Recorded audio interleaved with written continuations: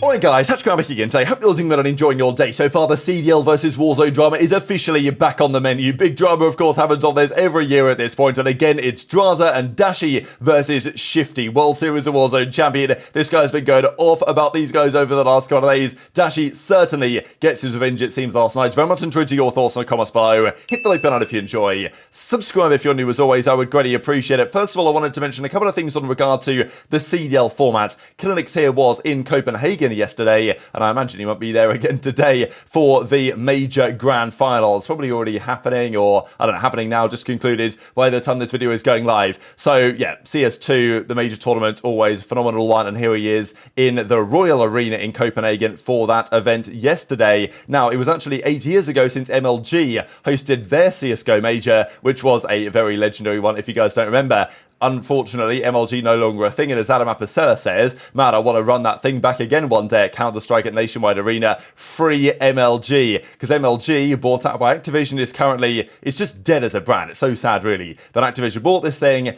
and now MLG just sits there on the sidelines, behind the scenes, as a brand that is completely gutted and no longer used. Hopefully, at some point, that will not be the case anymore, and with the Microsoft acquisition, maybe things will change. But it's going to take some time. The real thing that I wanted to discuss here, though, is the format that the major actually runs.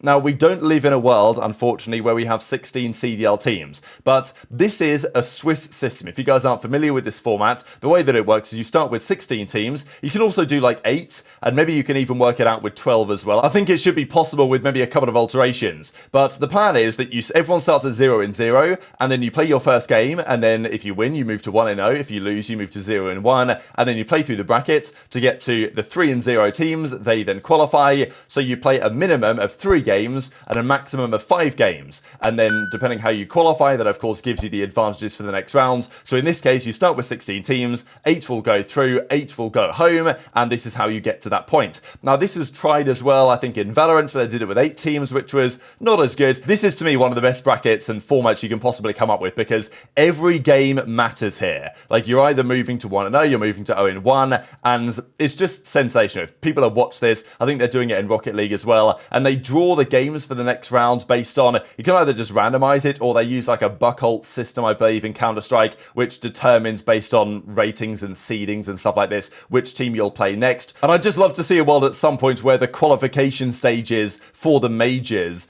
are something like this, when they might have to change it around a little bit such that, you know, you get 8 teams in winners, where we could have a 16-team league. And back in the day, they used to play the qualifications effectively for the event at the event. They would do pool play on Friday, Saturday, then you do the playoff bracket. Nowadays, we play 5 weeks of doing 7 online qualifiers, which basically replaces that format. Then we go to the major and just run the bracket itself. We used to do everything in one weekend. What you could do is actually run a Swiss system over the course of a few weeks, possibly, if you wanted to do it that way. Might be a bit weird, maybe it wouldn't work, but it's something to consider. Then you could potentially seed those 16 teams at the major into 8 teams from winners, and then you can have 4 at the first round of losers, 4 at the second round of losers, based on the results.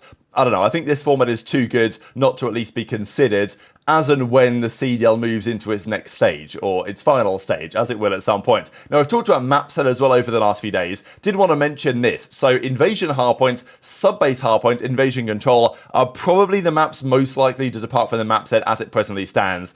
That is community perception. The thing is, the pros, they kind of play a lot of Invasion Hardpoint. So even though the map is kind of terrible, I don't know if they necessarily want to get rid of it. Subbase, I actually don't mind. But maybe people don't really like it. And Invasion Control, I think, is unanimously everyone hates it, really, even the pros. But they still play it a lot. So that's the concern for me. However, this is what COD League Stats comes up with here. These are the current records. So just to look at which teams will like this and which teams will not like this. For example, Boston, Vegas, Subliners, for example, even Toronto, they're probably not going to vote to get rid of Invasion Hardpoint for Vista, just because when they play it, they tend to win. These teams at the bottom here, such as Ravens, should absolutely be voted to get rid of it. This is what it looks like for Subbase Hardpoint, and FaZe, they hate this map. They're 1 in 5 on the season. They'll be voting Subbase gone, I'm sure. Whereas OpTic, they're 5-0. Toronto, they're 7-0 on this map. So they ain't voting it gone.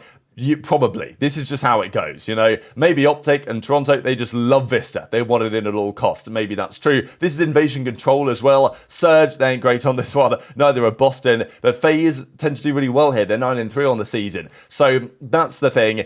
Will the teams vote based on what maps are good or bad? Will they vote based on what they are good or bad at? Well, I think we know the answer to that because we've seen it plenty of times before. But let's talk about some of this Warzone drama because every so often, the Warzone guys come in and chow the CDL players, right? So here's Drazah in a 4v4 chow versus, he says, the Warzone GOATs. So this is Shifty TV, among others. Shifty, if you guys aren't aware, won the World Series of Warzone last year in London. And I find all this drama pretty hilarious, to be honest. Now, I think he's been talking kind of crazy. I haven't really seen any clips about this, but people have been saying that Shifty on stream has been saying basically, yeah, if he's in the CDL, he'd be a top 5 player. He'd be best gunny in the league. Remember what he said as when he won World Series of Warzone, that he was like, yeah, well, you know, I'd actually consider playing in the league if the bag was right. You know, I think that's what he said. And Dashy and Kenny were kind of taking the piss out of that a little bit on one of the OpTic podcasts. I think it was a Game Chat episode quite a while ago now. They were saying, nah, the bag is right. What do you mean? You know what I mean? You got to go to challenges, prove yourself. I think even Shifty was meant to compete in challenges this year, but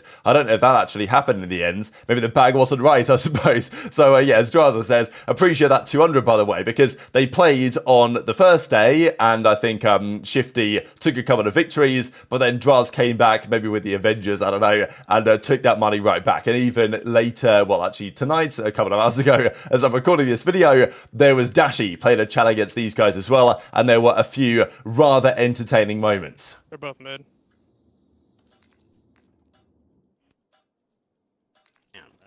Damn. Just pop that bomb, bro. Oh, I can't get the gunfight, bro. You fucking suck. You fucking suck. You fucking suck. We do not play this shit. We do not play this shit. It's 5 a.m., bro. You guys are camping in spawn. You're horrible. You are horrible. You are horrible. You are horrible. Yeah, you're goddamn right I am. Bro, every CDL person comes to Warzone and runs that shit. You shit stand. You are horrible.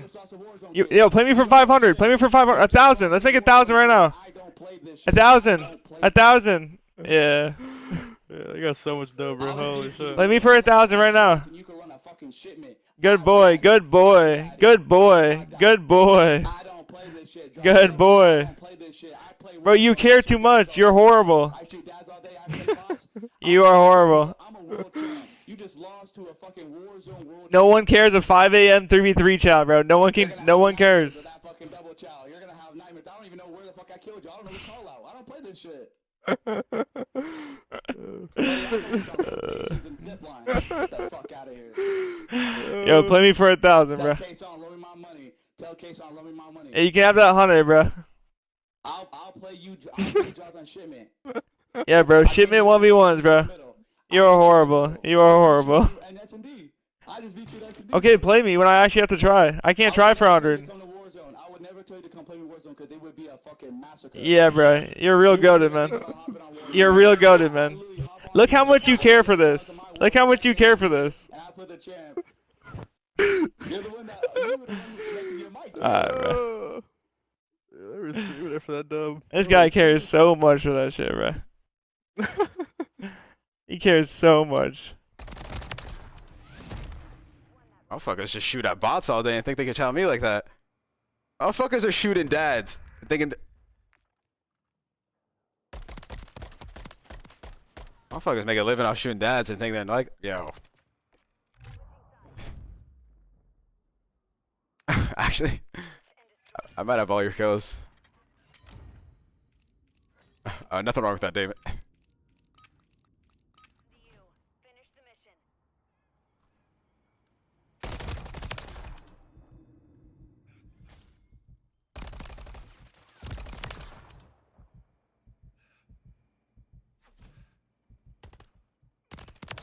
Wow, he's on Mars. He's on Mars, bro.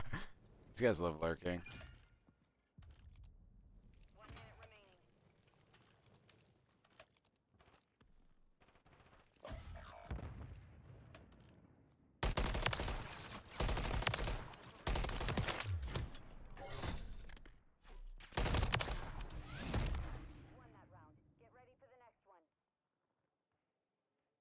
GG.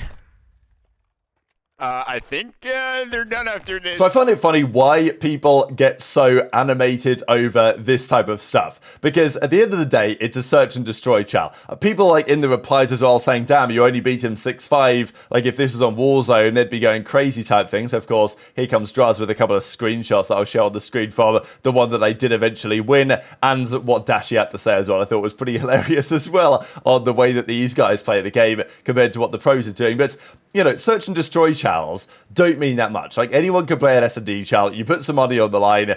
Pros have lost S&D chals to, like, anyone and anybody over the years.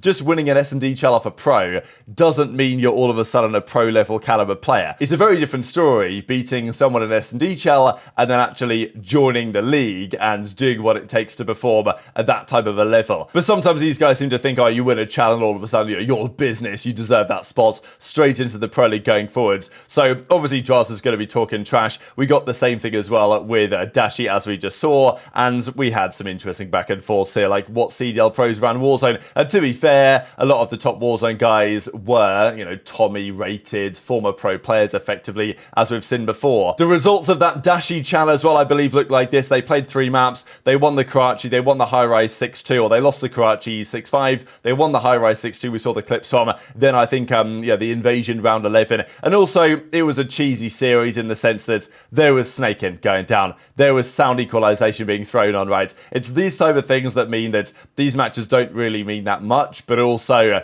you know, they're putting all the cheese out in the book. So I don't really understand. I just think it's rather funny. And we have seen before that when these guys have played like real competitive in many ways, because basically anybody, if you're a Warzone pro or not, has grown up playing S&D chals. That's basically how it's been. But playing respawns, that's a bit of a different story. We saw this pretty famously now from last year when Soko and Shifty, they played a 2v2 against Cell and aBeZy. It didn't go especially well for them here on the Mikado, and I think it was last year as well, was it in the Embassy maybe, that they played some tourney with the Warzone pros and the CDL pros, and I don't know, Shifty went like, I don't know, was it 12 in 34? He had a rough time, he rage quit the game, Scrappy dropped 40 for the loss, this type of stuff. So we see it happens, and but none of this really matters that much, I don't think, at the end of the day. But what we do, of course, see as soon as there's any CDL versus Warzone discussion, the Scump dub in Warzone comes back to bite everybody again, and this is the thing that the Warzone players can't live down. And sure, the fact that Scump won this really doesn't mean that much, like, in the grand scheme of things. It was obviously the solo YOLO for 100k,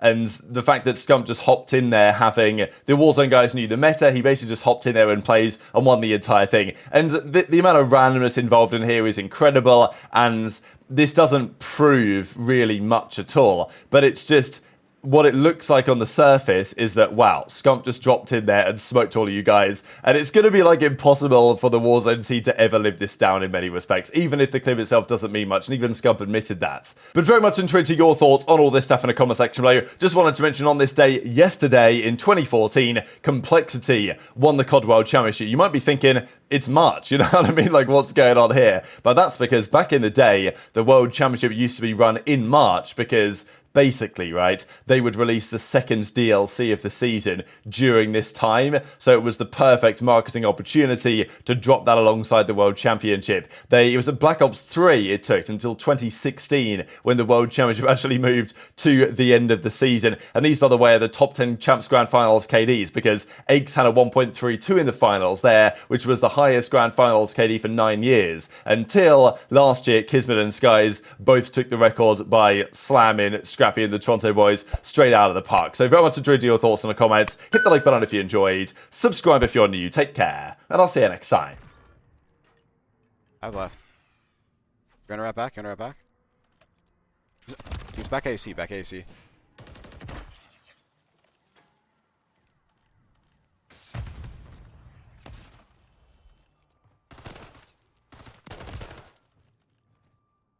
Ooh! Yo, Kyrie's in the crib.